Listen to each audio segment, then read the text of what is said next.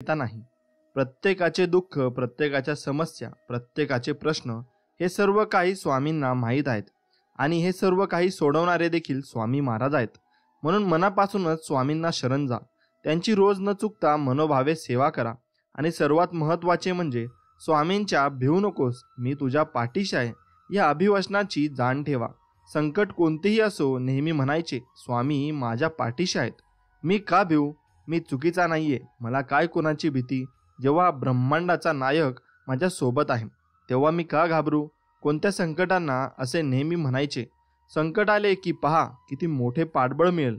तुम्हाला अनुभव नक्की घ्या. मित्रांनो, अगर तुम्हाला अनुभव घ्यायचा आहे तर कमेंटमध्ये लिहा, स्वामी माझा तुमच्यावर पूर्णतः विश्वास आहे. तुम्ही माझ्या कायम पाठीशी राहा व मीही तुमची भक्ती तितक्याच नेमाने आणि नियमित करीत राहील. मित्रांनो, स्वामींचे नामस्मरण करत राहा, त्यांचे तुम्हाला जरूर चमत्कार दिसतील. मित्रांनो, स्वामी वाट चुकलोय. तुम्ही असं स्वामींना म्हणलं पाहिजे की स्वामी वाट चुकलोय, थोडी वाट दाखवा ना. वादळात हरवलेल्या जहाजाला थोडं काठ दाखवा ना. स्वामी अंधार खूप आहे, थोडा प्रकाश दाखवा ना. दुःखाच्या पिंजऱ्यात कैद मानाला मोकळं आकाश दाखवा ना. स्वामी रण खूप मोठा आहे, थोडं धीर द्या ना. जगण्याचा सिद्धांत सर्वांना हरवेल, पण असा एक तीर द्या ना. स्वामी तहान खूप लागली, थोडं नाव घेण्याची शक्ती द्या ना. जिवंत जातानाही तुमचंच नाव आठवावं इतकी भक्ती द्या ना. स्वामी मी मागत राहीन, तुम्ही देत राहाल, पण शेवटचे वचन द्या ना. तुम्ही कधीही सोडणार नाही या बाळाची साथ, आधी आणि कधीच नाही काढणार हा डोक्यावरचा हात. म्हणून श्री स्वामी समर्थ, जय जय स्वामी समर्थ. स्वामींकडे तुम्ही हेच मागितले पाहिजे. मित्रांनो, स्वामी म्हणत असतात, त्यांचे 11 वचने आहेत, ते मी तुम्हाला सांगतो. ते म्हणजे, अक्कलकोटचा मी स्वामी समर्थ, गुरुदेव दत्त तो मीच. वटवृक्ष तळी नित्य माझा वास, ठेवीता विश्वास मी भेटेन. तुमचे नि माझे जुने खूप नाते, म्हणून या येथे आला तुम्ही. ज्याचे मुखी मंत्र श्री स्वामी समर्थ, धरितो मी हात त्यांचा नित्य. माझे हाती आहे ब्रह्मांडाची गोष्टी, आणि सकळ ही सृष्टी माझे रूप. काही न मागता देतो सर्व काही, श्रीमंती अशी ही माझी न्यारी. माझे नाम घेता दारिद्र्य सरते, दुःख ही पळते दाही दिशा. खोटे नाटे मज खपणार नाही, माझी दृष्टी पाही सर्व काही. जरी तुम्ही दूर समुंदरा पार, होईन मी घार रक्षिण्यास. भिवू नका तुम्ही, मी तुमच्या पाठी, माझी कृपा दृष्टी तुम्हावरी. स्वामी म्हणे करा देहाचे मंदिर, मग मी आतुर तेथे येण्या. म्हणून स्वामी म्हणतात, देहाचे मंदिर करा, म्हणजे तुम्ही भक्तीमध्ये तल्लीन व्हा. मी तुमच्या सदैव पाठीशी राहीन ही मी ग्वाही देतो, असे स्वामी म्हणतात. प्रारब्ध म्हणजे नशीब किंवा भाग्य असा अर्थ होत नाही. आपल्या वागण्या बोलण्यातून आणि कृतीतूनच आपण आपले प्रारब्ध घडवत असतो. कर्म हे सर्वश्रेष्ठ असते. आपले कर्म जर चांगले असतील तर प्रारब्ध निश्चितच चांगले घडते. म्हणून प्रारब्ध कर्म तुम्ही चांगले ठेवा, प्रारब्ध हे तुम्हाला चांगलेच घडेल. दुःख ना आनंदही, अंत न आरंभही, नाव आहे चाललेली कालही आणि आजही. मी तसा प्रत्यक्ष नाही ना विदेशी मी जसा. मी नव्हे की बिंब माझे, मी न माझा आरचा. याद नाही साध नाही, ना सखी ना सोबती. नाद हाये या घड्याला आन घड्याच्या भोवती. सांध्य छाया आणि काया जोडुनी यांचा दुवा. नाव हाये चाललेली दूरची हाले हवा. एकला मी नाही जैसा, नाही नाही मी तुना. जीवनाला ऐल नाही पैल तैसा मध्यना. मित्रांनो, लक्षात ठेवा, एक गोष्ट मी तुम्हाला, एक कविता तुम्हाला सांगितली, यातून माणूस कसा घडतो हे सांगितलेलं आहे. असाच एक दिवस मनासारखा पार पडला. जरा कुठे टेकतो तोच समोर देव उभा राहिला. म्हणाला, केव्हापासून लक्ष आहे तुझ्यावर, फार मेहनत घेतोस कामावर. मी आज तुझ्यावर प्रसन्न झालो आहे. बोल, तुला काय आशीर्वाद हवा आहे? देवाला म्हणलो, काय ते समजून देऊन टाक देव. देव म्हणाला, वेड्या, मनात असेल ते मागून टाक. विचार करून सांगेन म्हणले. मग त्याला घाई होती. दुसऱ्या दिवशी बोलवून येईल याची खात्री नव्हती. विचार केला आणि म्हटले, एक ब्लॅक आशीर्वाद दे. जेव्हा इच्छा होईल तेव्हा कॅश करायची सोय करून दे. तेव्हापासून खिशात एक कोरा आशीर्वाद घेऊन फिरतो आहे. सगळं दिलंय देवाने, आणखी काय मागू विचार करतो आहे. मित्रांनो, किती छान गोष्ट होती ही. कोणतेही कारण असो मित्रांनो, कुणावर रागावू नका, कुणावर चिडू नका. मन एकदम शांत ठेवा, विचार करा, नंतर अंमलबजावणी करत जा. त्रास हा फक्त तुम्हालाच, फक्त सुख तुम्हालाच. मन शांती सुद्धा तुम्हालाच. विचार ही एक विलक्षण शक्ती आहे. ती असून तुमचे भले करण्याचे प्रचंड सामर्थ्य तुमच्या विचारात आहे. म्हणून विचार बदला आणि तुमचे त्यानुसार नशीब बदलेल. एवढं मात्र नक्कीच खरं आहे. मित्रांनो, देव चुकलेला वाटतो का तुम्हाला? जन्म हा थोडा चुकल्यासारखा वाटतो. गणोगत व इथला प्रकाशच वाटतो. लाचार हे आयुष्य बेकार मज वाटते. कणत रोज जगणे आता नको वाटते. मी चाललोय प्रवासी, तो रस्ताच चुकीचा होता. मुक्काम जे लाभले, तो गाव अनोळखी वाटते. आधार मी शोधला, ते घर बंदिस्त होते. अंधारात मी एकला, छप्पर अपुरा वाटते. अस्वस्थ या वाटा अन मी मुसाफिर नौखा. भेटला जो सोबती, तोही घातकी वाटे. आयुष्य माझे मला शत्रू समान झाले. आयुष्य वाटताना देव चुकला वाटतो. म्हणून काही लोकांच्या आयुष्यात खूप अडचणी असतात. त्यानुसार ते देवाला बोलत असतात की देव तुम्ही चुकलात व देवाने तुमचे काही केलं नाही. फक्त तुमची कर्म चुकलीत, त्यामुळे तुम्हाला अशी जीवन जगण्याची मुभा मिळाली. तुम्ही देवाची भक्ती करा, नक्कीच तुमचे कष्ट कमी होतील. देव पण माणसाला कसे कसे दिवस दाखवतो. मनात असंख्य भावना देतो. भावनांसोबत वेदना देतो. कुणासोबत तर कुणाशिवाय जगण्याचे बंधन देतो. पूर्वजन्मीचे नाते निभावण्यासाठी भेटी घडून आणतो आणि पूर्वजन्मीचे ते अपूर्ण नाते या जन्मीही अपूर्णच ठेवतो. मनासारखं तोही भावनांसोबत खेळतो. नशीब तर तूच घडतोस ना देवा, मग मोजकच समाधान सुख दे ना. तूच सुखाचे ढग दाटून आणतोस, मग क्षणातच निराशेचा पाऊस पाडतोस. कळकळीचे सांगणे ऐकशील का रे? प्रत्येकाचे नाते त्याच जन्म पूर्ण करशील का रे? म्हणून लक्षात ठेवा मित्रांनो, व्यवहार ही अशी गोष्ट आहे, कल्पनेचा विश्वास रमणं सहज सोपं गणित आहे आणि व्यवहारी जगात जगणं तेवढंच अवघड प्रेमे आहे. टिवल्या बावल्यांच्या खेळ मीच पाहत आहे. रोज नित्य नवा दरबार, कलीचं युग सुरू आहे. पक्ष, सत्ता, राजकारण सारं काही थोताड आहे. गणितेप्रमाणे यांचंही नवीन गिराईक कसं ठरलेलं आहे. रोज होतो बलात्कार, लोकशाहीवर जनता उघड्या डोळ्यांनी पाहत आहे. शासनी दरबारी सरकार वजाबाची बेरीज, सत्ता समीकरण का बदलत आहे. पंचवार्षिक धुळं खात पडणं कोंचिलेचा अल्पोपार ठरलेला आहे. तेरी भी चूप और मेरी भी चूप हा नवीन सारीपाटाचा खेळ आला आहे. घोषणांचा होता पाऊस निवडणुकी जवळ येत आहे. पुढारी गालातल्या गालात मात्र स्मित हास्य का करत आहे? यांना कसं बनवलं? पुढारी छाती ठोकपणे सांगत आहे. सत्तेला कुणाला नसतो मोह, विरोधी पक्षनेता का सांगत आहे. संसदेत असतोच नेहमी सावळा गोंधळ, निवडणूक येणारा प्रत्येक महाभागच सांगत आहे. म्हणून असंही राजकारण एका व्यवहाराप्रमाणे चाललेलं आहे. त्यामुळे तुम्ही यातून काय शिकता, म्हणजे आपण प्रत्येक गोष्टीतून काही ना काहीतरी शिकत असतो. तसे तुम्ही या जीवनातून, या तुमच्या सर्व आयुष्यातून काही ना काहीतरी शिकत राहा. मित्रांनो, मला माहीत आहे तू कधीच जगू शकणार नाही स्वतःसाठी आणि स्वतःच्या सुखासाठी. किती अवघडलेली तू जगाने बांधलेली तू, खुड्या मर्यादांचे लोंढणे गळ्यात बांधून ठेचाळत चालणारी तू. आयुष्य चांगलेपणाची प्रतिमा सांभाळत अकर्पतीचे शिंतोडे अंगावर उडू नये म्हणून काळजी घेत सारे मोहरून जळून देतोस. दारी आलेला वसंत नाकारत हे खरे आहे म्हणा की भिंती एवढी सुरक्षितता या जगात आणखी कुठेही नसते. पण खरंच सांगतो, कदाचित तुला माहीत नसेल, या भिंती तूच बांधलेल्या आहेस आणि हळूहळू तूच एक भिंत झालेलो आहेस आणि भिंतीचे प्रयोजन संपूनही ती भिंतच आहे. मित्रांनो, तशीच भिंत आपण आपल्या आयुष्यात काही लोकांसमोर मांडत असतो व त्यांच्याद्वारे आपल्याला अशीच भिंत चुकीच्या विचारांची बांधलेली असते. ती भिंत आपण तोडायला हवी व आपले विचार एकवटायला हवे व आपण सर्वांशी प्रेमाला राहायला हवे.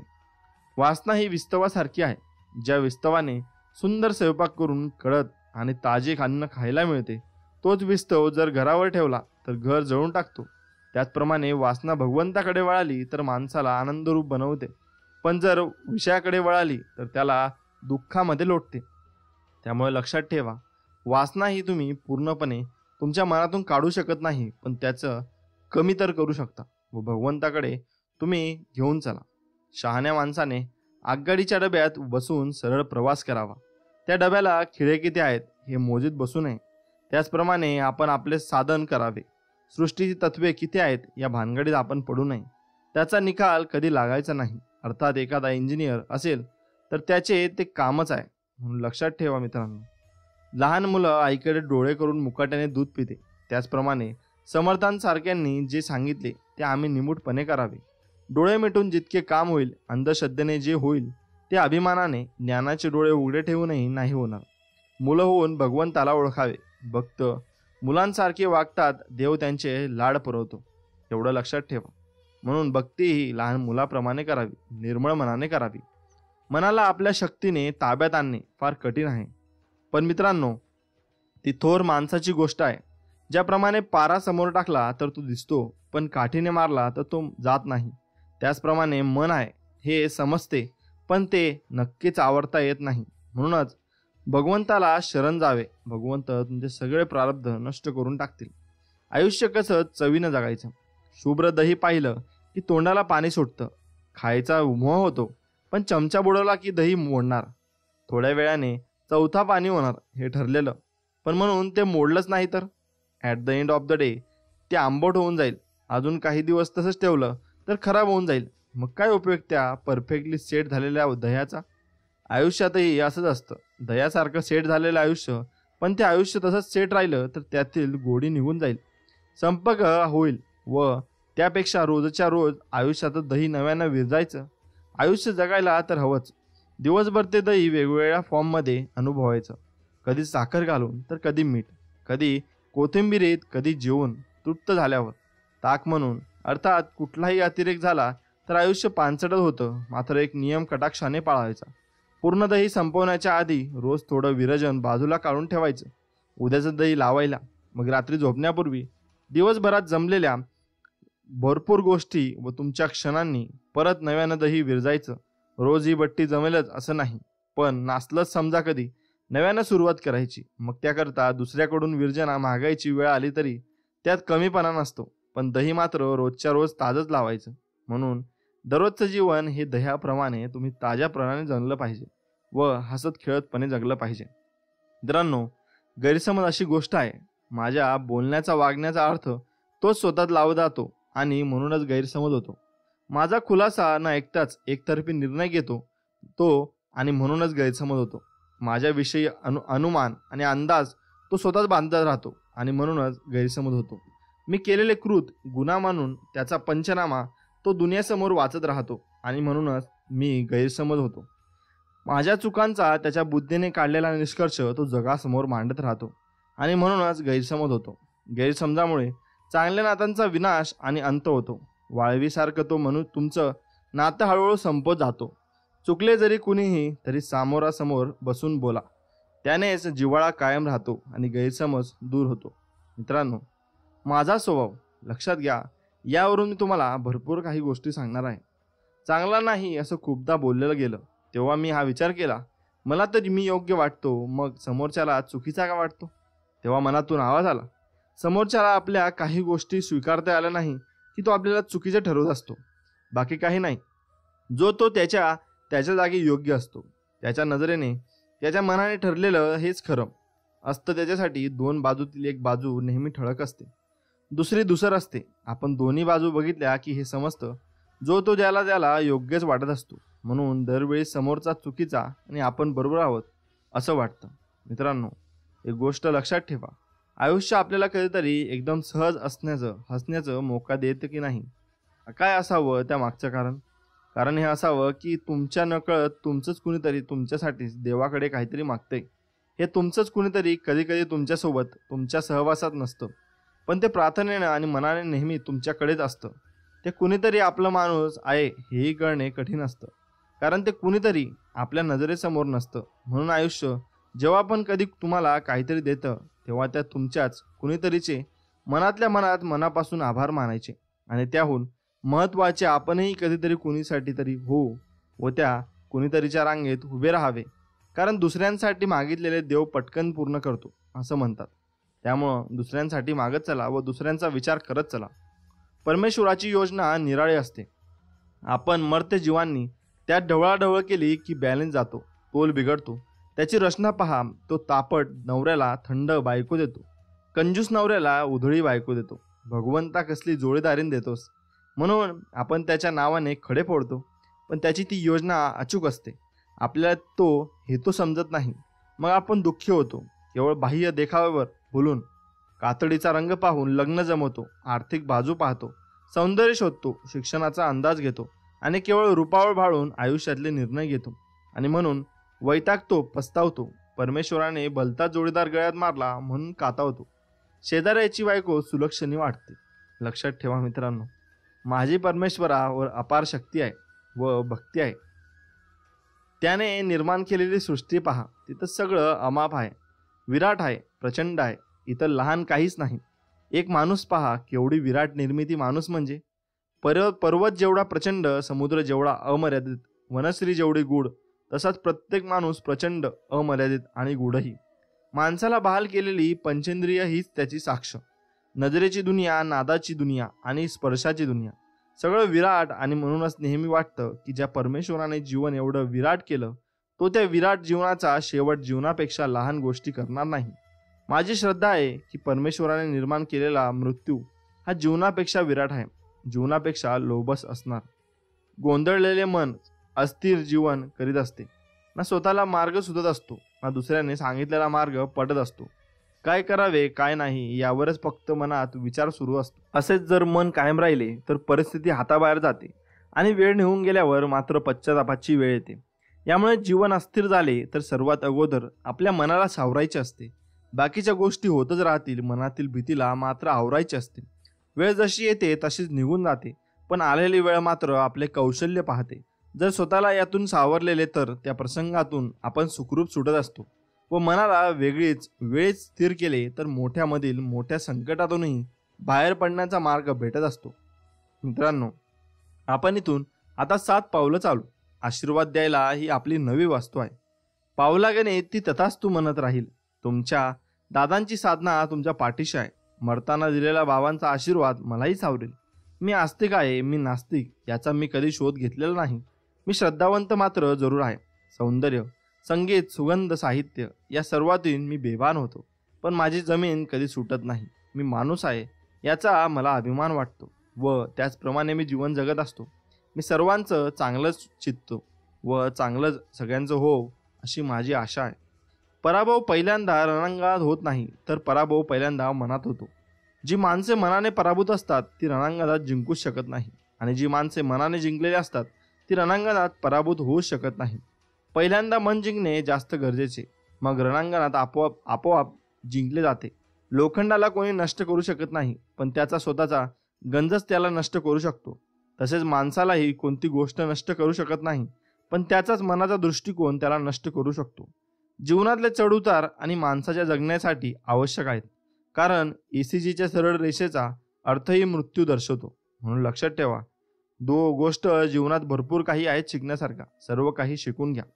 ज्या व्यक्तीची बुद्धी कोणत्याही परिस्थितीत विचलित होत नाही, स्थिर राहते, ज्या व्यक्तीला त्याचा सर्व इंद्रियांवर प्रभुत्व आहे, सुख, दुःख, लोभ, माया, क्रोध, संतोष, ममत्व, भय या गोष्टींचा त्याच्या इच्छेशिवाय त्याच्यावर कोणताही प्रभाव पडत नाही, शुभ अशुभ या गोष्टी त्याच्यासाठी महत्त्वाच्या ठरत नाही, प्रसन्नमुख अशी अपेक्षारहित अहंकाररहित आणि निस्पृह व्यक्ती म्हणजे स्थितप्रज्ञ त्या व्यक्तीला आपण म्हणू शकतो, कारण त्याच्याकडे सर्व गोष्टीच आहेत. कारण त्या गोष्टीनुसारच तो भरपूर काही गोष्टी बदलण्याची ताकद ठेवतो व त्यानुसार तो जीवनात चालत असतो. म्हणून लक्षात ठेवा मित्रांनो, अशा भरपूर काही जीवनात गोष्टी आहेत की तुमची जी मिळकत जर तुमच्या कुटुंबाच्या गरजा भागवण्यासाठी असेल तर स्वतःला श्रीमंत समजा, कारण श्रीमंतीची व्याख्या आजपर्यंत कोणालाच करता आलेली नाही. जेवढ्या संपत्तीचा तुम्ही उपभोग घेता तेवढीच संपत्ती तुमची असते. जास्तीत जास्त संपत्ती म्हणजे गाढवाच्या पाठीवरील सोन्याच्या गाठोड्या सारखी असते. ओझं सांभाळण्याच्या पलीकडे त्याला काहीच फायदा किंवा उपयोग नसतो. खरं तर आयुष्याची गणितं बोटावर सोडवण्याइतकी सोपी असतात, पण भिंतीचे आकडे समाजाची काळजी व क्षणिक सुखाची ओढ अख्खा हिशोब चुकवतात. एक गोष्ट नेहमी लक्षात ठेवा, कितीही कमावून ठेवलं तरी बाकी राहते शून्य, आणि संकटकाळी आपल्या कामाला येते आपल्या चांगल्याचे कर्माचे पुण्य. म्हणून त्यानुसार कार्य करत राहा. समोरची व्यक्ती जोवर आपल्या दुःखात सामील होणाऱ्या मनस्थितीत असते तोवर त्या व्यक्तीची आपले दुःख वाटणे योग्य असते, मजा असते. एकदा का ती व्यक्ती स्वतःच्या वर्तुळात गेली की आपणही आपली दुःखाची कवाडे बंद करावीत. दुःखाच्या गोगलगाईला कवचत परत पाठवावे आणि त्यावर गुलाबाची पाकळी ठेवून जगाला वेडे बनवावे. जे काही भिजायचे ते आतल्या हात भिजायचं, ह्यालाच गुदमरणं म्हणतात. तसं खरं तर गुदमरणं आणि आत्महत्या यात फरक इतकाच की आत्महत्येत माणूस एकदा मरतो आणि गुदमरताना क्षणाक्षणाला मरत असतो. त्यामुळे तुम्ही ठरवायचंय तुम्हाला कसं आयुष्य जगायचंय. जो इतरांना संपवण्याची तयारी करतो तो स्वतःला वाचवण्यात कमी पडत असतो, आणि जो दुसऱ्याला वाचवण्याचा प्रामाणिक एकदम निथळ मनाने प्रयत्न करतो तो स्वतःच कधीच संपत नाही. हीच नियती आहे. माणसाला दुसऱ्याची वाट लावता लावता स्वतःची वाट केव्हा लागते हे कळत सुद्धा नाही. म्हणून दुसऱ्यांची वाट लावण्यापेक्षा स्वतःला चांगल्या वाटेला लागा. कुणाचं तरी वाट लावण्यापेक्षा वाट दाखवण्याचे कार्य करा. माणसाचा दर्जा हा जात आणि मिळकतीवरून ठरत असतो, तर तो विचारांवरून ठरत असतो. धर्म कोणताही असो, चांगला माणूस बना, कारण शेवटी हिशोब कर्माचा होतो, धर्माचा नाही. प्रत्येक छोट्या मोठ्या अवदसींना मागे एक सुप्त अहंकार असतो, आणि जोपर्यंत हा असा अहंकार जगात पहारा आहे तोपर्यंत कुणाच्याही आशीर्वादाने कोणती शांती मिळणार, औदासीन्य कमी कसं होणार. अहंकाराने मन काठोकाठ भरलेलं असेल तर आशीर्वादाने आत उतरायचं कसं. भांड रिकामं हवं तरच ते भरता येईल. कवी शांताराम आठवल्यांनी एका ओळीत ते सांगितलंय, जो हसला तो अमृत प्याला. ते अत्यंत सार्थ आहे. अहंकार संपला रे संपला की स्वस्त आणि आनंद व्यतिरिक्त उरत नाही. आपल्या शांततेच्या आड आपण स्वतः येतो. हा अडथळा दूर होणं महत्त्वाचं आहे. कबीर ह्याला सहजायोग असे म्हणतात. मित्रांनो, एक गोष्ट लक्षात ठेवा, तुम्ही आयुष्यात किती वर जाता व तुमच्याजवळ किती अहंकार येतो, किती गर्व येतो, याला नक्कीच महत्त्व असतं. म्हणून तुम्ही कधीच अहंकार आणि गर्व येऊ देऊ नका. कोणाच्या मनात आपल्याबाबत काय विचार आहेत याबाबत जर आपण विचार करत असाल तर नेहमी सुख कमी व दुःख जास्त होईल. कारण माणसं वरून जशी दिसतात आतून तशी कधीच नसतात. खायचे आणि दाखवायचे दात नेहमी वेगवेगळे असतात. त्यामुळे विचार जर फक्त करायचा असेल तर स्वतःच्याच बाबत नेहमी विचार दुसऱ्यांना द्या, व विचारात आणले तर त्रास हा होणारच हे स्मरणात धरा. आपण जिवंत असू तोपर्यंतच ही दुनिया खूप सुंदर दिसत असते, व सुंदर दुनियाचा अनुभव घेण्यासाठी आपली काळजी आपणच घेणे फार महत्त्वाचे असते. एवढे तुम्ही लक्षात घेतले पाहिजे. मित्रांनो, त्यानुसार भरपूर कामे तुमच्या लक्षात येतील व त्यानुसार तुम्ही जीवनात जगत जाल. एखाद्याने आपल्यासाठी काय काय सोय उपलब्ध करून दिली याची यादी देणं सोपं असतं. सोयीचं पण ते असतंच. मोठेपणा किलो किलोने मोजता येतो. किंबहुना गणिताच्या गावाकडे वळायचं ठरवलं की सगळ्यांना मामाला रोखठोक होतो. प्रवास संपला आणि किती उरला हे निव्वळ 2 आकड्यात गुंडाळता येते. बेरीज वजाबाकीत प्रवास संपतो. पण हिरवी माळं रानं, तटस्थ डोंगराची तपस्वी रांग, खळकाळणारे निर्झर सुखावणारं वारं, मित्रमैत्रिणींच्या गप्पा, टाळ्या, विनोद, मागसारं हास्यांची निर्झर, विनोद क्वचित कुणी ऐकवलेली, भारत आंब्यांची भारावलेली कविता, स्पर्शाचं मोह, ग्रुपमधल्या एखाद्या आर्थोंडॉस म्हणणाऱ्या घेतलेल्या फिरक्या, हे गणितात मांडता येतं का? आकड्यांचा आहारी गेलेले प्रवास घड्याळाच्या काठावर तोलता येतात. टाइम टेबलात सापडणाऱ्या गावांचे प्रवास त्या त्या स्टेशनच्या पाट्यांशी संपतात. पण ज्यांच्या आयुष्यात पाठीवर मुक्कामाचं नाव आनंद लिहिलं आहे त्यांचे प्रवास शेवटच्या श्वासापर्यंत संपतात. म्हणून आनंदाने राहा. जे हरायला तयार आहेत ते जिंकतील. काहीतरी मिळवण्याकरता ते धडपडत असतो त्याची झोळी रिकामीच राहते. मुळातच आपण असे का आहोत? जे बीज शोधण्याचा प्रयत्न करूया. अंतर्मनाच्या सूक्ष्म रूपात जा. स्वतःला विचारा, मी आहे तसा आनंदात का नाही? आपण सातत्याने कसला विचार करीत असतो? असे जसे आहात तसे तुम्ही आनंदात का नाही? उद्याचा विचार करून खरोखर सुख मिळणार आहे का? जो आज आनंदात नाही तो उद्या आनंदात राहू शकेल का? कारण उद्याचा मूळारंभ आता या क्षणात आहे. म्हणजे जे शाश्वत आहे ते कायम शाश्वतच राहणार आहे. मित्रांनो, स्वतःला स्वतःमध्ये कमीपणा समजणं म्हणजे आपण डिप्रेशनमध्ये नसतो, तर आपण स्वतःमध्ये स्वतःला कमी मानून यातून कधीच मार्ग काढू शकणार नाही. ही भावना आपल्याला खूप तळागाळाला येते तेव्हा चालू होतो डिप्रेशन. यात माणूस एकटं राहायला शिकतो. अनोळखी व्यक्तीशी माणूस डोळ्यात डोळे घालून बोलायला घाबरतो. यातून आतून तुटलेला माणूस एकतर अतिनांश व बुद्ध अवस्थेत जातो, नाहीतर टोकाची भूमिका घेऊन दुनियेची तचकर तोडायला सुरुवात करतो. या दोन्ही एकमेकांच्या विरुद्ध भूमिका असल्या तरी व्यक्तीचा मूळ स्वभाव काय होता त्याच्यानुसार या भूमिका वागण्यात विरोधाभास निर्माण करतात. शांत माणूस टोकीची भूमिका घेतो, तर दुनियेची लतकर तोडणारा माणूस अचानक बुद्धावस्थेत जातो. यात आपली मानसिकता ही संतुलन बनवून ठेवण्याच्या नादात विरुद्ध टोकाची भूमिका घेत असते. याला आपण आयुष्यात समाजमान्य भाषेत मानसिक संतुलन बिघडले असं टोमणंही मारलं जातं. त्यामुळं तुमचं मानसिक संतुलन हे एका जागेवर पाहिजे व ते बिघडलं नाही पाहिजे. त्यामुळे लक्षात घ्या एक गोष्ट की हे तुम्हाला लक्षात आले आहे का कधी? गुगल मॅप्स कधी तुमच्यावर चिडत नाही.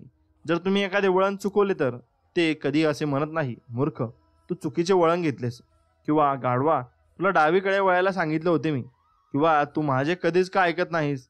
जर गुगल मॅप्सने तसे केले असते तर आपण कदाचित ते वापरणे थांबवले असते. आपल्यावर ओरडण्याऐवजी गुगल मॅपद्वारे आपल्याला पुन्हा योग्य मार्ग सुचवून आपल्याला आपल्या गंथनावर व त्या स्थानावर जाण्यासाठी पुढील सर्वोत्तम मार्ग सुचवला जातो. भलेही आपण चुकलो तरी आपल्या वाईट न ठरवता आपल्याला आपले ध्येय गाठून देणे हा गुगल मॅपचा मुख्य हेतू असतो. यात एक चांगला धडा लपला आहे. कुणाचे पाऊल चुकल्यास रोज दाखवण्यापेक्षा त्या व्यक्तीला योग्य मार्ग दाखवावा, उत्तम सारथी व्हावं. म्हणून ज्यांची तुम्ही काळजी घेता त्या प्रियजनांसाठी गुगल मॅप्स व्हा, म्हणजे तुमच्या आयुष्यात भरपूर काही चांगले बदल होत राहतील. मित्रांनो, तात्विक भांडण सर्वांशी होते, पण राग कायम कुणाशीच ठेवू नये. खरं तर मतभेद एकमेकांशी असू शकतात, जरूर असावेत, पण मनात कायम भेद ठेवू नये. एखाद्याशी वाद घातला व घालावा, पण वादावादी न करता क्षणात सुसंवाद साधावा. अहंकार हाच या सर्वांचे मूळ आहे. तो विनाकारण बाळगून जगू नये. शेवटी मृत्यू हे सुंदर शाश्वत वास्तव आहे. त्याचे स्मरण असावे, भय नसावे. आपण जन्माला आलोय ते गेलेले दिवस मोजण्यासाठी नाही, तर उरलेल्या दिवसांचा आनंद उपभोग घेण्यासाठी. याचे स्मरण ठेवूया. आपण किती आनंदात आहोत त्यापेक्षा आपल्यामुळे किती जण आनंदात आहेत याला खूप महत्त्व आहे. एक हृदय घेऊन आलोय, जाताना लाखो हृदयात जागा करून जाता आलं पाहिजे.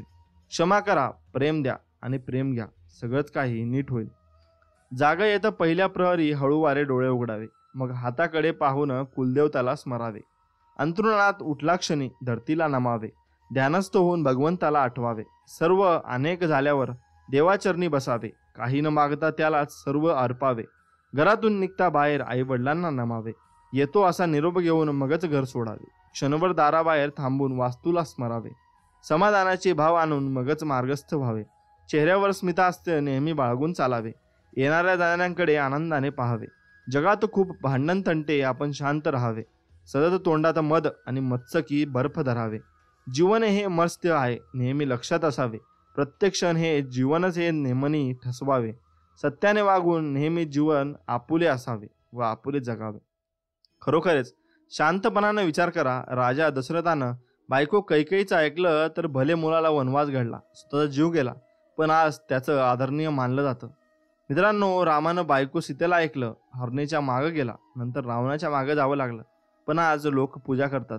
पण रावणानं बायकोचं मंदोदरीचं व नाही ऐकलं, परिणाम दरवर्षी जाळला जातोय. त्यामुळं तुम्ही घरच्याची लक्ष्मी जी असते आपली, त्याचं नेहमी ऐकत जावा व त्यानुसार काम करत जावा. तुम्हाला नक्कीच यश मिळेल, पण तेही चांगल्या मार्गाने जा, कारण वाईट सांगणारे पण खूप असतात. लक्षात ठेवा, मृत व्यक्तीला खांद्या देण्याचे काम किती पवित्र आणि परोपकारी असले तरी जो मृत झाला आहे त्याला त्याचा काहीच उपयोग नसतो. पण किती मृतांना खांदा दिला यापेक्षा किती जिवंत माणसांना हात दिला यावर आपली माणुसकी ठरत असते. माणूस मृत झाला की बातमी कळताच धावून जाणारी माणसं तो जिवंत असताना त्याच्या पडल्या काळात का बरं धावून जात नाही. खरं तर माणूस गेल्यावर धावणाऱ्या माणसांची धावपळ व्यर्थ असते, कारण तुम्ही नाही गेला तरी इतर लोक त्याला दहन दिल्याशिवाय राहणार नाहीत. पण ही व्यर्थ धावपळ करणारेच खूप लोक आहेत.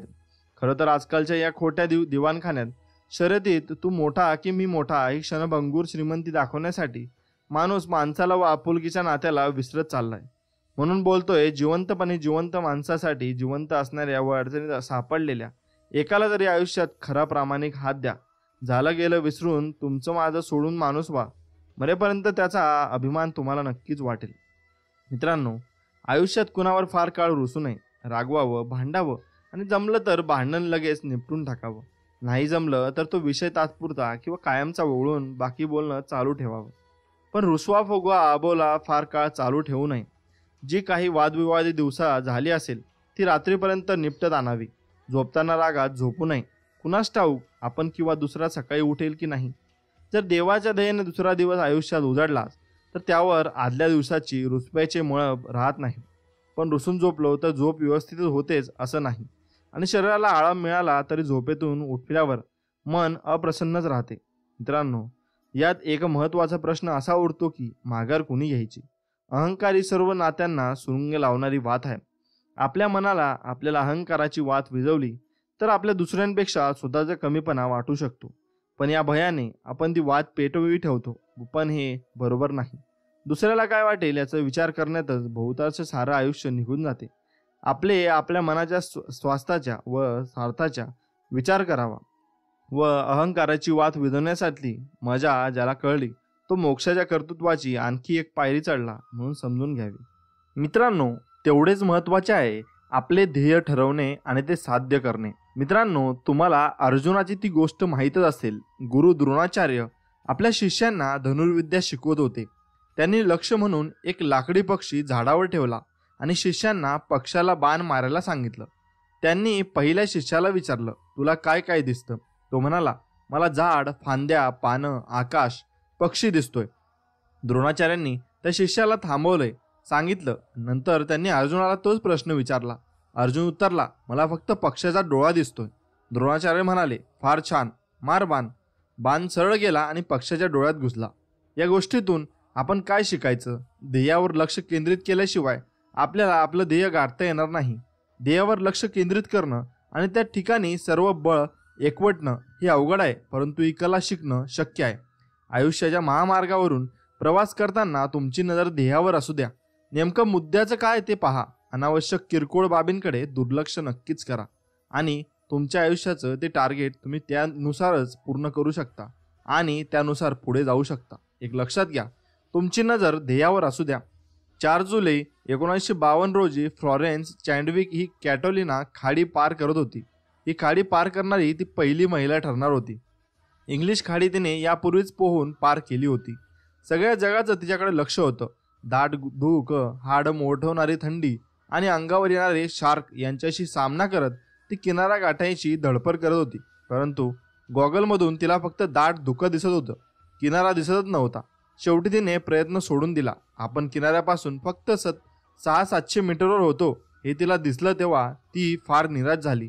ती कचखाऊ वृत्तीची होती आणि तिला प्रतिकूल परिस्थिती होती म्हणून तिने प्रयत्न सोडला नव्हता. तिच्या नजरेच्या टप्प्याचं तिचं लक्ष म्हणजे जमीन कुठं दिसत नव्हती म्हणून तिनं प्रयत्न सोडला होता. ती म्हणाली, मी काही कारण सांगत नाहीये. मला जर फक्त जमीन दिसली असती तर मी तिथपर्यंत निश्चित गेले असते. 2 महिन्यानंतर फ्लॉरेन्सने पुन्हा प्रयत्न केला आणि कॅटलिना खाडी पोहून पार करण्याचा विक्रम करणारी ती पहिली महिला ठरली. यावेळी हवामान खराब होतं तरी तिच्यासमोर स्पष्ट लक्ष होतं. तिने नुसतंच ध्येय गाठलं नाही तर पुरुषांचा उच्चांक 2 तासांनी मोडला. लक्ष महत्त्वाची का असतात? सूर्य चांगला तळपत असेल, तुमच्यापासून खूप शक्तिशाली भिंग असेल आणि तुम्ही ते एके ठिकाणी केंद्रित करून धरलं तर खालचा कागद जळेल. पण तेच जर भिंग हलवत राहिलात तर खालचा कागद जळणार नाही. एकाग्रतेची शक्ती ही कशी असते? एक प्रवासी एका चौकात येऊन थांबला. त्याने एका वयस्कर माणसाला विचारलं, हा रस्ता कुठे जातो? त्या वयस्कर माणसानं विचारलं, तुम्हाला कुठे जायचे? त्या प्रवाशाने उत्तर दिलं, मला माहीत नाही. वयस्कर माणूस म्हणाला, मग कोणत्याही रस्त्याने जा, त्याने काय फरक पडतोय? किती खरं आहे. आपल्याला कुठे जायचे हेच जर माहीत नसेल तर कोणत्याही रस्त्याने गेल्याने काय फरक पडतो? पण विशिष्ट ठिकाणी जायचं असेल तर त्या ठिकाणाकडे जाणारा नेमका रस्ता पकडावा लागेल.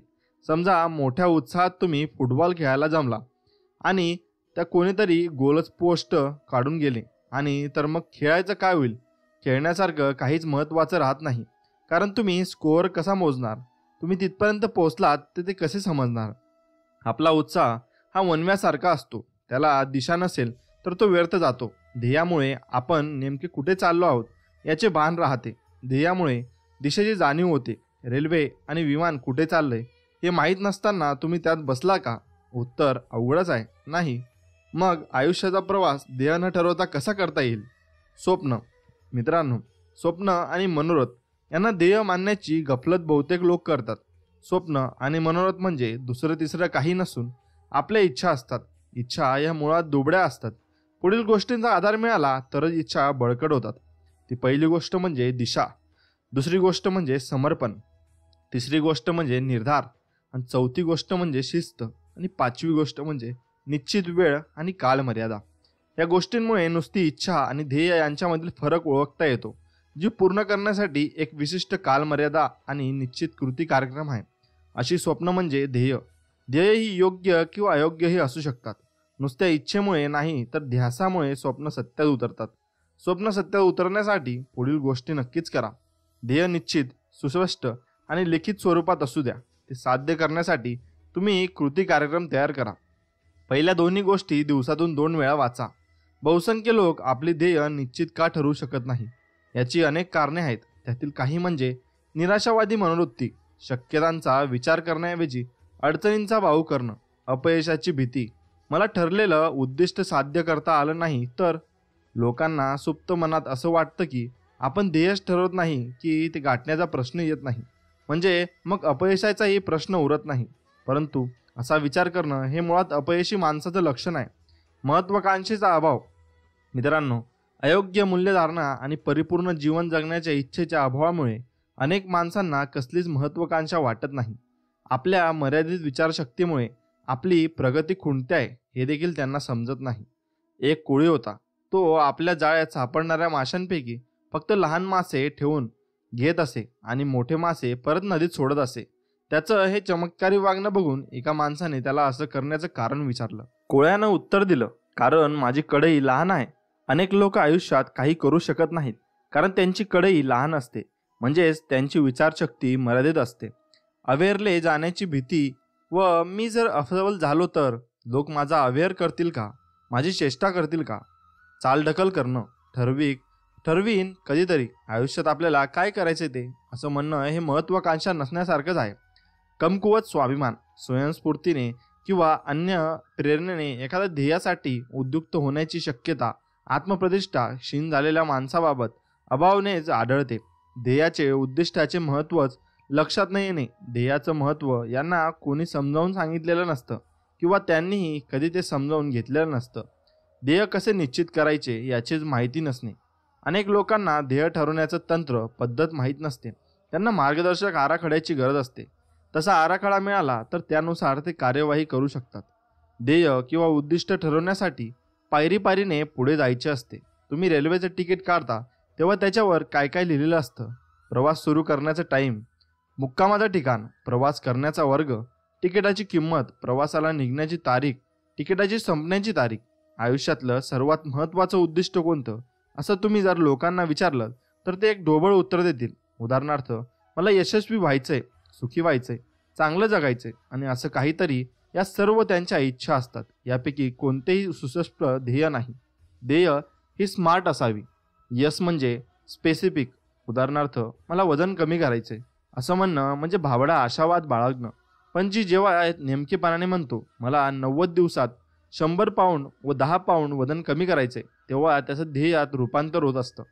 यम म्हणजे मस्ट बी मेजरेबल. त्याचं मोजमाप करता आलं पाहिजे. आपल्याला जर आपल्या ध्येयाचं मोजमाप करता आलं नाही तर ते आपल्याला साध्य करता येणार नाही. मापणं म्हणजे ध्येयाकडे वाटचाल करण्याच्या आपल्या प्रयत्नांचे मोजमाप करणं. ए म्हणजे मस्ट बी अचिवेबल. आटोक्यातील असावे. ध्येय हे आटोक्यातील असावे म्हणजे आव्हान वाटावं इतकं ते कठीण असावं, परंतु ते अशक्य आहे असं वाटू नये.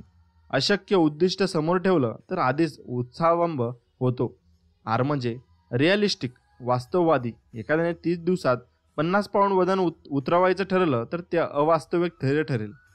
टी म्हणजे टाइम बाउंड, कालमर्यादा. त्याला कालमर्यादा हवी.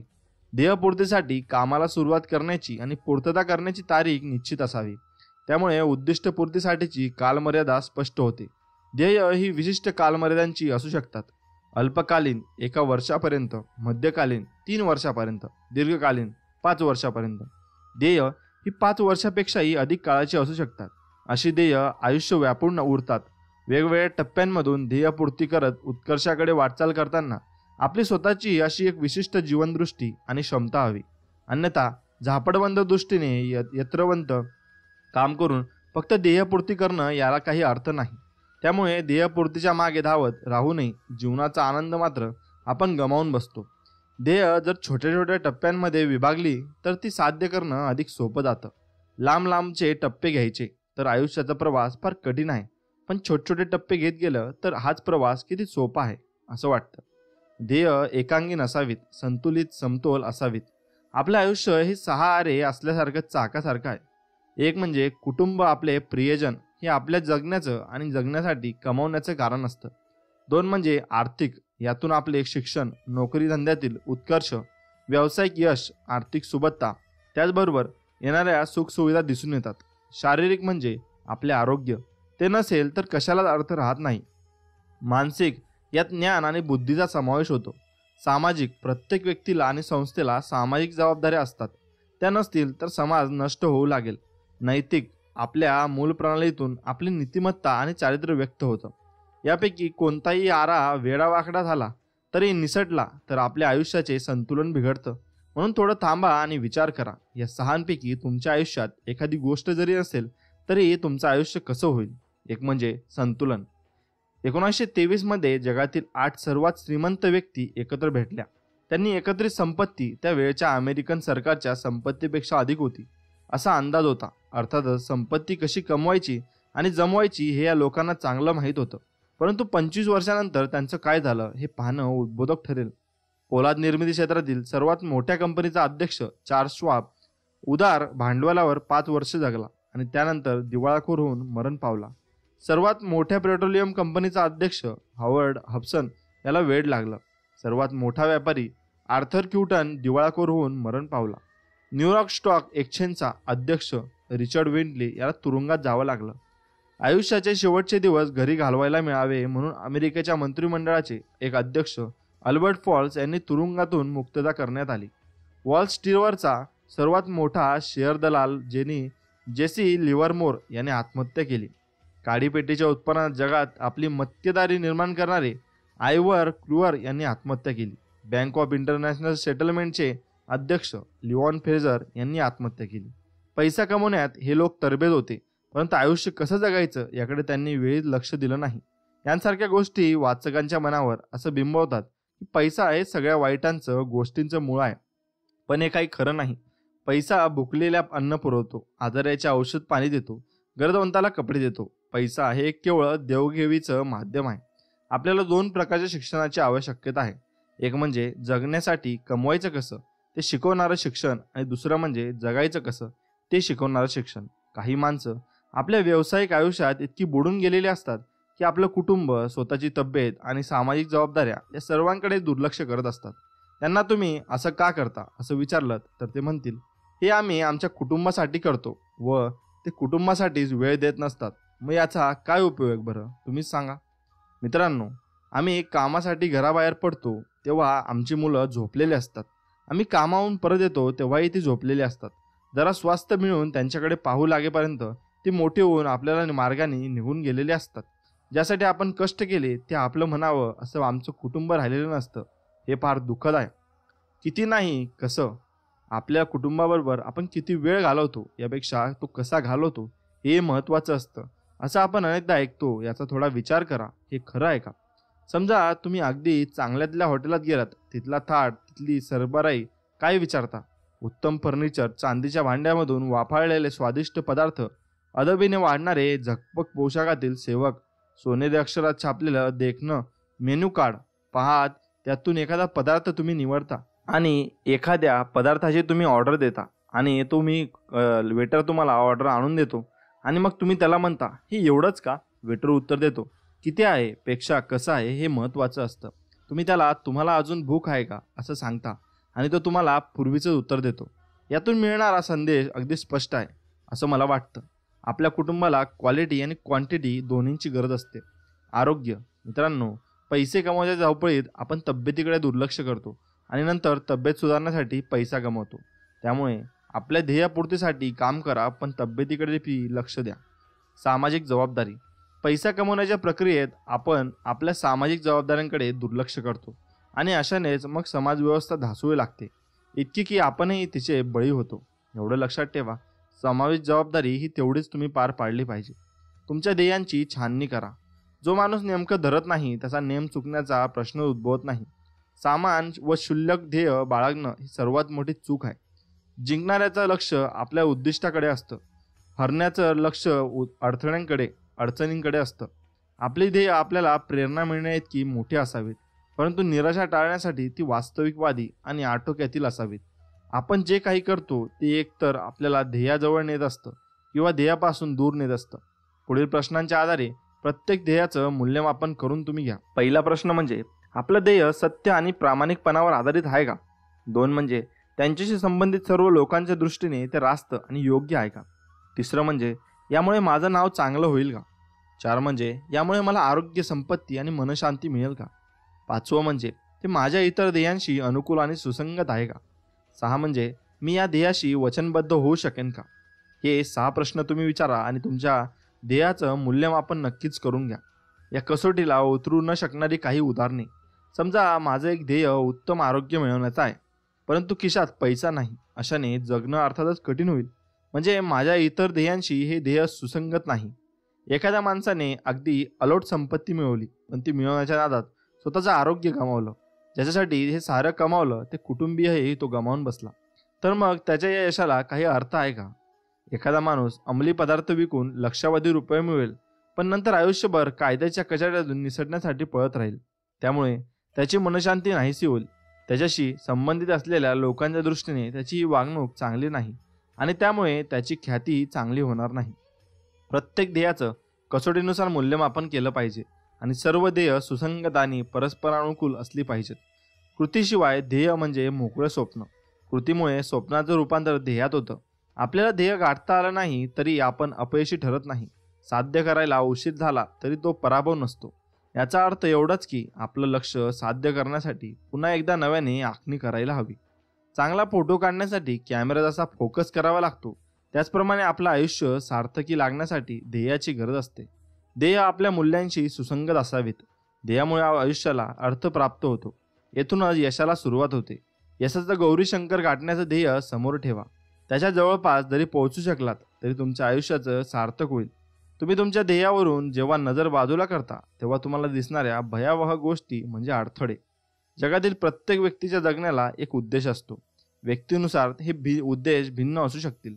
वाद्यवृदांमधील प्रत्येकजण जर एकच वाद्य वाजवू लागला तर तो प्रकार कंटाळवाणा होईल, नाही का. छोट्या योजना आखू नका. माणसांचं रक्त सळसळण्याची जादू त्यात नसते. भव्य योजना आखा. उच्च ध्येयाची जिद्द बाळगा आणि त्यासाठी काम करत राहा. आपण कुठे आहोत हे महत्त्वाचं नसतं, आपण कोणत्या दिशेने पुढे जातो हे खरं महत्त्वाचं असतं. प्रयत्न, धैर्य यांसारखे सद्गुणही निश्चित उद्दिष्टविना फोल ठरतात. चिंता करण्यामुळे नकारात्मक ध्येय निश्चिती होते. म्हणजे सकारात्मक विधायक काही घडवावं याच्याऐवजी वाईट, दुःखद असं काहीतरी टाळावं अशा विचारातून अधिक चिंता, अधिक भयग्रस्तता येते. अशा नकारात्मक चिंतेने कृती करण्याचा उत्साहच खचतो. निराशेत बुडून जाणं, मनानं खचणं, कुठल्याही चांगल्या कृतीसाठी उत्साह नसणं, हे सगळे अनिष्ट प्रकार केवळ नकारात्मक ध्येयनिश्चितीतून येतात. यासाठी सकारात्मक ध्येयनिश्चिती अत्यावश्यक आहे. कार्यवाही म्हणजे कार्यसिद्धी नव्हे. काम करत राहणं आणि ते पूर्ण होणं यात फार मोठा फरक आहे. फ्रेंच शास्त्रज्ञ फाब्रे याने ही वस्तुस्थिती सप्रयोग सिद्ध केली. त्याने सुरवंटावर हा प्रयोग केला. हा सुरवंट्यामध्ये एक गुण असा आहे की ते मेंढरासारखे पुढच्याच्या पाठोपाठ जातात. फाब्रेने सुरवंटांना एका रिकाम्या कुंडीत अशा रीतीने ठेवलं की शेवटचा सुरवंटा पहिल्याच्या मागे राहील आणि ते एका पाठोपाठ एका गोलामध्ये फिरतील. सुरवंटाचे अन्न असलेली पाईन वृक्षाची बारीक पानं त्याने रिकाम्या कुंडीत मधोमध ठेवली. सुरवंट रिकाम्या कुंडीत गोलगोल फिरत राहिले. एक आठवडाभर गोलगोल फिरल्यानंतर श्रमाने आणि उपासमारीने ते मरून पडले. खरं तर त्यांचं अन्न त्यांच्यापासून केवळ 1 इंचावर होतं. आपण सुरवंटाकडून धडा घेतला पाहिजे. आपण काहीतरी करत असतो आणि याचा अर्थ आपण काही साध्य करत आहोतच असा नाही. आपल्याला काही साध्य करायचे असेल तर करत असलेल्या कामाचं आपण वेळोवेळी मूल्यमापन केलं पाहिजे. एक माणूस बायकोबरोबर गाडीतून चालला होता. बायको म्हणाली, आपण चुकीच्या रस्त्याने चाललो आहोत. नवऱ्याने उत्तर दिले, त्याची पर्वा कशाला करायची, आपल्याला मजा येते ना. जर कार्यरत असणं आणि काम पूर्ण करणं यात गल्लत केली तर आपण कार्यरत असण्याचं मजा वाटेल, पण त्यातून साध्य काहीच होणार नाही. अर्धशून्य ध्येय यालाच म्हणत असतात. मित्रांनो, एक शेतकऱ्याकडे एक कुत्रा होता. तो रस्त्याच्या कडेला बसायचा. एखादं वाहन आलं की भुंकत तो पळायचा आणि वाहनाच्या पुढे जाण्याचा प्रयत्न करायचा. एक दिवस एका शेजाऱ्याने शेतकऱ्याला विचारलं, तुझा कुत्रा कधी गाडीला गाठू शकेल असं तुला वाटतं का. शेतकऱ्याने उत्तर दिलं, त्याची मला काही फिकर वाटत नाही, पण मला असा प्रश्न पडतो की खरंच एखाद्या दिवशी त्याने गाडी गाठली तर तो काय करेल. अनेक लोक आयुष्यात त्या कुत्र्याप्रमाणे अर्धशून्य ध्येयाकडे धावत असतात. त्यामुळं त्यांनी नेमका कृती कार्यक्रम काय केलेला आहे त्यातून त्यांचं ध्येय हे सुस्पष्ट होत असतं. म्हणून तुमचं ध्येय हे तुम्ही नीट ठरवा आणि त्याप्रमाणे कार्य करत राहा. आणि ध्येय हे निश्चित ध्येय ठेवा. ती लिहून काढा. तुमची ध्येय सकाळी आणि रात्री अशी दिवसभरात 2 वेळा वाचा. ध्येय अवघड जरूर असावेत पण अशक्य मात्र नसावेत. अधूनमधून आपली प्रगती तपासून पहा. याने तुम्ही बरोबर रस्त्यावर चालले आहात का याची अनुमती होऊन जाईल व त्यानुसार तुम्ही चांगले काम करत आहेत का याची तुम्हाला प्रचिती होऊन जाईल. मग त्यामुळे तुम्ही त्या प्रकारे कार्य करत राहाल आणि तुम्ही पुढे पुढे चालत राहाल व त्या पुढे चालण्याने तुम्ही वेगळा रस्ता निवडणार नाहीत आणि वेगळा नसता नाही निवडला तर तुम्ही योग्य मार्गावर नक्कीच चालाल आणि त्यानुसार तुम्ही भरपूर काही गोष्टी सिद्ध करून दाखवाल आणि त्या गोष्टी सिद्ध केल्यानंतर तुम्ही तुमच्या आयुष्यात यशस्वी झाल्याशिवाय राहणार नाही. अशाच या यशस्वी गोष्टी तुम्ही तुमच्या आयुष्यात कराल. पण त्यासाठी एक 2-3 गोष्टी महत्त्वाच्या आहेत. त्या म्हणजे तुमच्याकडे आराखडा पाहिजे त्या गोष्टींचा व व्यवस्थित तुम्ही आखणी केली पाहिजे गोष्टींची. त्यानुसार तुम्ही ध्येय साध्य करू शकता. अनुभव हा महान शिक्षक आहे पण तो मोबदला मात्र फार घेतो. म्हणून तुमचा अनुभव हा खूप महत्त्वाचा ठरतो. अन्यायापुढे मान झुकवू नका. स्वाभिमानाने लढा. प्रत्येक जुलमाविरुद्ध योग्य मार्गाने लढा. उच्च नियतीच्या कल्पना बदलून टाका. जातीपाती सोडून द्या. मित्रांनो, आपण जे बेरतो ते जुगवतो. म्हणून आपण आज काय कर्म करतोय ते आपल्याला पुढे घाटायचं आहे. त्यामुळे कर्म नक्कीच चांगले ठेवा आणि पुढे चालत राहा. आपण वाऱ्याची दिशा बदलू शकत नाही परंतु आपण आपला पतंग मात्र नियंत्रण निश्चित करू शकतो. लक्षात ठेवा, आपला जन्म होतो तेव्हा आपण रडत असतो आणि लोक हसत असतात. मरताना आपण असं मरावं की आपण हसत असू आणि लोक रडत असतील. आपले सौख्य हे आपल्या विचारांवर अवलंबून असते. उदय पावणारा सूर्य ज्याप्रमाणे रात्रीच्या अंधारात नाश करतो त्याचप्रमाणे आत्मज्ञानाने सर्व भ्रम नष्ट होतात. उद्याचा भविष्यकाळ वर्तमानाचा त्यागातून निर्माण होत असतो. उलटा केलेला पिरॅमिड कधीच उभा राहू शकत नाही, एवढं लक्षात ठेवा. उषा काळ कितीही चांगला असला तरी सूर्याला तिथे फार काळ थांबता येत नसतं. एका वेळी एकच काम आणि तेही एकाग्रतेने करा. नक्कीच तुम्हाला आयुष्यात यश मिळेल. कणाईन चांगुलपणापेक्षा कणखर वाईटपणा घेण्याची ज्याच्यात धमक असते तो खरा स्वाभिमानी माणूस असतो. कधीच न करण्यापेक्षा उशिरा का होईना केलेले बरे. कर्माला भिणाऱ्या माणसांनी जगण्यात अर्थ नाही. कर्मवीरांनी जगावं, कर्मभीरूंनी मरावं. कलेशिवाय जीवन म्हणजे सुगंधाशिवाय फूल आणि प्राणाशिवाय शरीर. कुठल्याही वासनेचा क्षय करायला प्रचंड धैर्य व संयमाची गरज लागते. केवळ ज्ञान असून उपयोग नाही, ते कसं आणि केव्हा वापरायचं याचंही ज्ञान हवं. खरं आणि खोटं यात केवळ 4 बोटांचं अंतर आहे. आपण कानांनी ऐकतो ते खोटं आणि डोळ्यांनी पाहतो ते खरं. खरे बोलण्याचा एक दुय्यम फायदा असा असतो की आपण कोणाशी काय बोलतोय हे लक्षात ठेवण्याची गरज नसते. खऱ्या विद्यार्थ्याला कधीच सुट्टी नसते. सुट्टी ही त्याच्यासाठी नवं काहीतरी शिकण्याची संधी असते. गरिबांच्या जीवनांशी एकरूप झाल्याशिवाय समाजसेवा करण्यास पात्र होता येत नाही. गरिबाने दिलेला पैसा 1000 रुपयाहून अधिक मोलाचा आहे. कारण गरीब परिस्थिती दान करण्याची इच्छा होणे यालाच मोठेपण म्हणतात. जर कधी कोणी तुमचं मन तोडलं तर निराश होऊ नका. कारण या निसर्गाचा नियम आहे. ज्या झाडावर गोड फळं असतात त्याच झाडावर लोक जास्त दगड मारत असतात.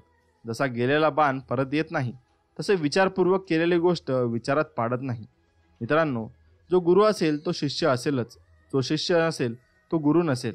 जो चांगल्या वृक्षाचा आधार घेतो त्याला चांगलीच सावली लाभते. जो माणूस कोणत्याही संकटाला भीत नाही, मृत्यूलाही भीत नाही, तोच माणूस जीवनाची गोडी चाखू शकतो. जो मुलांचे मन जाणतो तो यशस्वी शिक्षक होऊ शकतो. ज्या माणसाकडे चांगल्या विचारांचा भक्कम पाया नाही त्याच्या आयुष्याची इमारत उभीच राहू शकत नाही. ज्याचा वर्तमान काळ प्रयत्नवादी आहे त्याचा भविष्य काळ उज्ज्वल असेल. टीका आणि विरोध हीच तर समाज सुधारकास मिळालेली बक्षिसं असतात. ठरलेली सर्व मिळत नाही, पण जे आपण ठरवतो त्यासाठी आपले प्रयत्न कमी पडले तर तुमची उतकी आणि कृती त्यांचा भेद ठेवू नका. तुम्हाला तुमचे ध्येय गाठायचे असेल तर तुमच्यावर भुंकणाऱ्या प्रत्येक कुत्र्यावर थांबून दगड मारल्यापेक्षा नेहमी बिस्किट जवळ ठेवा आणि पुढे चालत राहा. त्यांनी जर तुम्हाला काही भुकले तर बिस्किट टाकून पुढे चला. तूच आहेस तुझ्या जीवनाचा खरा शिल्पकार. त्यामुळे तुझी कृती काय होते त्यावर तुझे भविष्य हे अवलंबून असते. थोर काय अगर सामान्य काय, प्रत्येकाला प्रत्येकाची गरज ही असतेच. त्यामुळे माणुसकी ही आयुष्यात जपायला शिका. जेवढे तुम्ही माणुसकी जपाल तेवढे तुम्ही माणसं जोडू शकाल. मित्रांनो, ध्येय साध्य करण्यासाठी घेतलेल्या प्रयत्नात तर खरा आनंद सामावला आहे. त्यामुळं जीवन हे असेच निघून जाईल. आपण प्रयत्न करत राहू आणि ध्येय मिळू शकणार नाही. मग त्याचा व्यवस्थित आराखडा तुम्ही तयार करा आणि त्यानुसार ध्येय साध्य करा. नक्कीच ते साध्य होईल. नियमितपणा हा दुसऱ्याच्या वेळेला किंमत देण्यातून जन्माला येतो, हे लक्षात ठेवा. पात्रता नाही म्हणून आपण परस्परांना भेटणे बंद केले तर आपल्यापैकी बऱ्याच जणांना अज्ञातवासात जावे लागेल. पोहरा झुकल्याशिवाय विहिरीतलं पाणी पोहऱ्यात जात नाही. प्रतिकूलतेतही अनुकूलता निर्माण करतो तोच खरा माणूस असतो. संकटांना घाबरायचं नाही. आपण किती गरम आहोत याच्याकडे लक्ष दिल्यापेक्षा आपल्याकडे काय टॅलेंट आहे याच्याकडे लक्ष दिलं पाहिजे आणि त्यानुसार आपण खरे काम केले पाहिजे. प्रत्येक गोष्टीची वेळ असते तेव्हाच ती घडायला हवी. वेळ निघून जाण्यापूर्वीच तिची किंमत कळायला हवी. प्रत्येक दिवशी जीवनातला शेवटचा दिवस म्हणून जगा आणि प्रत्येक दिवशी जीवनाची नवीन सुरुवात करा. प्रत्येकाच्या मनात एक आदर्श व्यक्ती असलीच पाहिजे. प्रयत्न हा परीस असून त्याच्या योगाने वाळवंटाचे नंदनवन करता येतं. मित्रांनो, भेकड म्हणून जगण्यापेक्षा शूराचे मरण अधिक चांगले. मनाचे दरवाजे नेहमी खुले ठेवा. ज्ञानाचा प्रकाश कुठून कधी येईल सांगता येत नाही. माणसाची चौथी मूलभूत गरज म्हणजे पुस्तक. माणसाचे मोठेपण आणि त्याचे किती माणसे मोठी केली यावरून मोजता येते. मूर्ख माणसे आपापसात संभाषण करू लागली की शहाण्या माणसाने मौन धारण करणे योग्य असते. मोठेपणाची इच्छा असेल तर मोठ्यांची ईर्ष्या व लहानांचा तिरस्कार करू नका. मोती बनून शिंपलात राहण्यापेक्षा दवबिंदू होऊन चातकाची तहान भागवणे जास्त श्रेष्ठ असते. म्हणून कधीकधी छोट्या छोट्या गोष्टी केल्या त्यातूनही मोठेपण आपल्याला साध्य करता येतो. यश मिळवण्यासाठी सगळ्यात मोठी शक्ती म्हणजे तुमचा आत्मविश्वास असतो. तुमच्याजवळ जर मोठा आत्मविश्वास असेल तर तुम्ही कोणतेही ध्येय गाठू शकता. एवढे लक्षात घ्या. या हृदयाचे व या हृदयी देता येतो तोच खरा शिक्षक असतो. मित्रांनो, रागाला जिंकण्याचा एकमेव उपाय म्हणजे मौन असतो. म्हणून मौन बाळगा आणि तुमचे काहीही संकट आले व तुमच्यावर काही विपदा आली तर तुम्ही नेहमी मौन पाळा आणि त्यानुसार कार्य करत राहा. तुम्हाला नक्कीच यश प्राप्त होईल. लखलखते तारे पाहण्यासाठी आपल्याला अंधारातच राहावं लागतं. वचन देताना विलंब करा पण पाळताना घाई करा. विजय हा शौर्याचा अलंकार आहे. विसरणे हा मानवाचा धर्म आहे पण लक्षात ठेवणे हे त्याचे कर्तव्य आहे. द्वेष कपट वृत्तीचा त्याग करा व संघटित होऊन इतरांची सेवा करायला नक्कीच शिका. शिकणाऱ्याला शिकवावं लागत नाही, तो स्वतःहून शिकतो. शिक्षण हे साधन आहे, साध्य नव्हे. शिक्षण हे साध्य नसून समाधान आहे.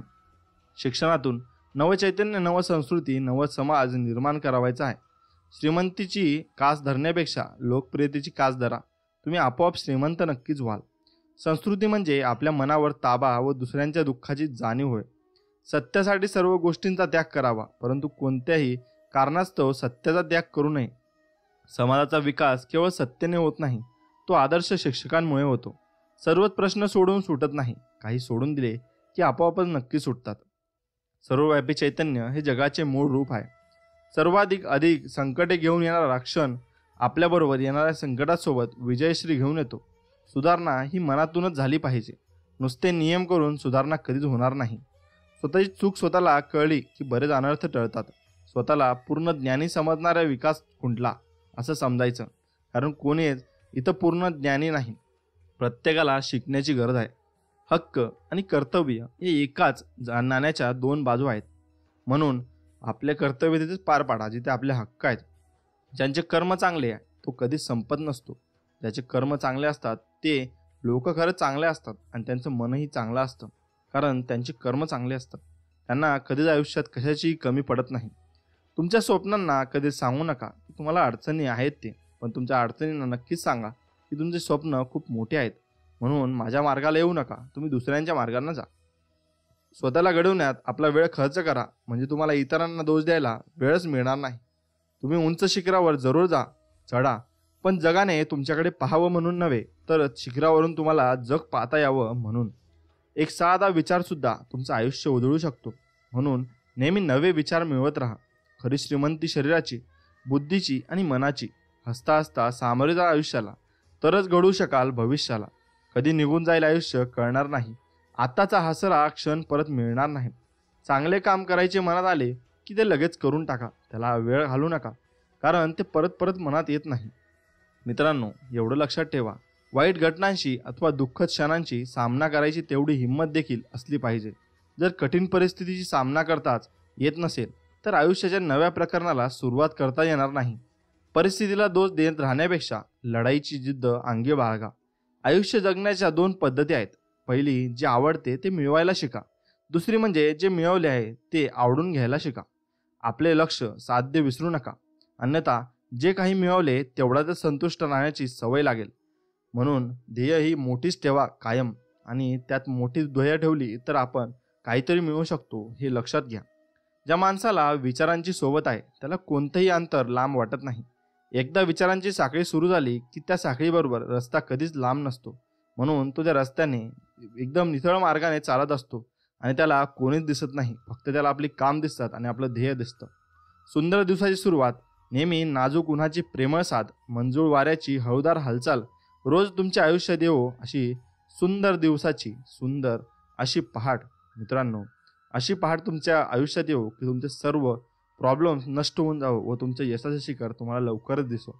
जेव्हा सगळं संपून गेलंय असं आपल्याला वाटतं तीच खरी वेळ असते कोणाला तरी काहीतरी करून दाखवायची. त्यामुळे करून दाखवा आणि सगळ्यांना दाखवून द्या की आम्ही काहीतरी करू शकतो. तुमचा आजचा संघर्ष तुमचे उद्याचे सामर्थ्य निर्माण करतो. त्यामुळे विचार बदला, आयुष्य बदले. आणि तुम्ही कोणाची संगत धरता त्यावर पण सर्व अवलंबून असते. म्हणून संगती चांगल्या लोकांची धरा आणि देवाची संगत नक्कीच धरा. देवाची संगत धराल तर कोणत्याच अडचणी तुम्हाला येणार नाही व अडचणी येतील त्याच्या मागे देव आपल्या पाठीमागे नक्कीच उभा राहील. म्हणून कायमस्वरूपी परमेश्वरावर विश्वास ठेवा व त्याप्रमाणे वाटचाल करा. तुमचे कधीच वाईट होणार नाही व नामस्मरण करत राहा व देवाच्या भक्तीत कायम तल्लीन राहा. तुम्हाला सर्व काही गोष्टी मिळतील. लक्षात ठेवा, नामस्मरणात जेवढी ताकद आहे अशी ताकद कशातच नाही. म्हणून नाम जप करत राहा. मित्रांनो, जर तुम्हाला व्हिडिओ आवडला असेल तर व्हिडिओला नक्कीच लाईक करा आणि चॅनलला नक्कीच सबस्क्राईब करा. आपण असेच संदेश तुमच्यासाठी आणत असतो. त्यामुळे तुम्ही जर आम्हाला सपोर्ट केला तर आम्ही असेच संदेश तुम्हाला अजून देऊ व तुमचं मन एकदम उत्साहाने भरून टाकू. चला तर मग मित्रांनो, भेटूया पुढच्या व्हिडिओमध्ये. तोपर्यंत श्री स्वामी समर्थ. जय श्रीराम, जय हनुमान. धन्यवाद.